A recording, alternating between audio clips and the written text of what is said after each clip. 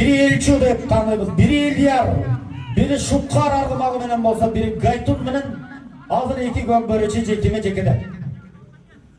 Azır mana Kıyalbekov Elyardın argımagı Gaytun ortany eliktep turat. Şupkar ыңгайлап aldı kütüp atat. Azır атаандаşынын эңкейген маалын күтүп, мына ошол учурда жетип баруунун аракетин көздөп аткан элчи.